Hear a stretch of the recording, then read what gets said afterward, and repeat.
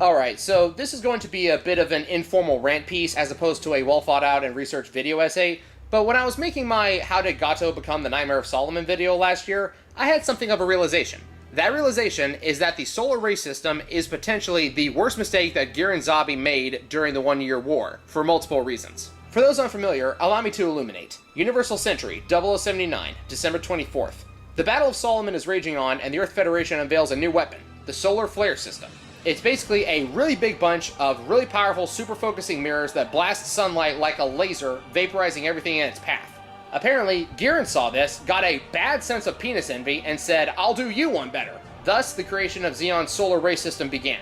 In order to construct this new weapon, they decided to take Mahal, one of Xeon's closed cylinder type colonies, completely evacuate it, and turn it into a giant solar-powered laser cannon. This idea on its own actually isn't terrible, and is later improved upon as the Grips Colony laser from Zeta Gundam. So, Gihren evacuates all 1.5 million civilians and turns it into a massive laser that can only be fired once due to its rushed production, going by the TV show and movie version at least. In the novel, it was able to fire more than once, but that's unimportant right now.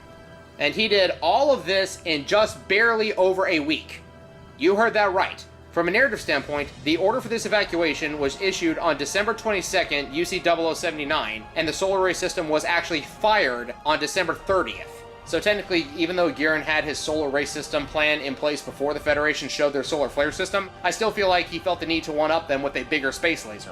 But the entire time, from the order to evacuate these civilians being issued to the time of the solar ray system actually firing is only 8 days. So, Space Hitler then proceeds to fire his overcompensation laser, vaporize a third of the Federation's fleet, whilst also assassinating not only General Revel, the supreme commander of the Federation's military, but also his own father, Gihren Zabi, the sovereign of Zeon. This patricide led to Gihren's sister, Cecilia Zabi, assassinating him during the middle of the Battle of Abawa Ku.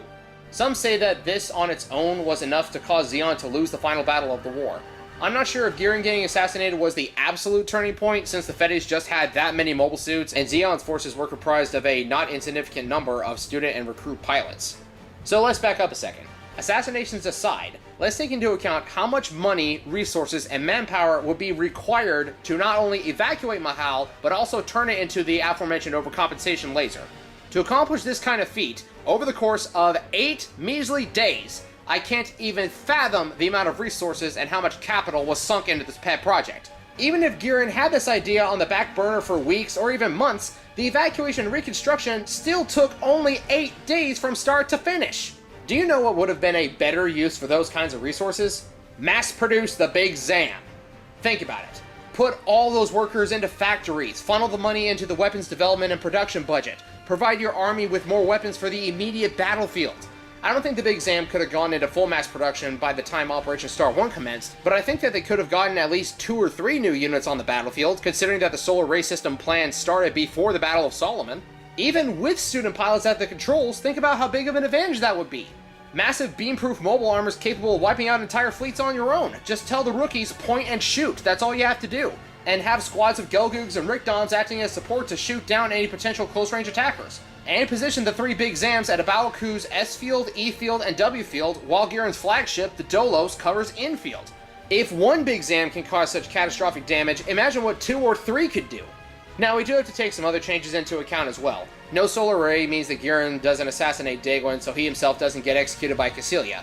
But this also means that the entire Federation fleet is now advancing on Abawa Ku, not just 2/3 of it. So, would this have turned the tide of the final battle? Well, it's hard to say. There's a lot more variables to take into account. Like I said, this is more of a freeform rant than a well-thought-out theory, but I may revisit this idea later if I can get a grasp on what the rest of these ramifications of these changes might be. But I still maintain that the solar ray system was a good idea, but it should not have been built when it was. At that stage of the war, when Zeon was on the ropes, Gihren should have been more responsible with his resources and maybe not pissed off his sister into assassinating him.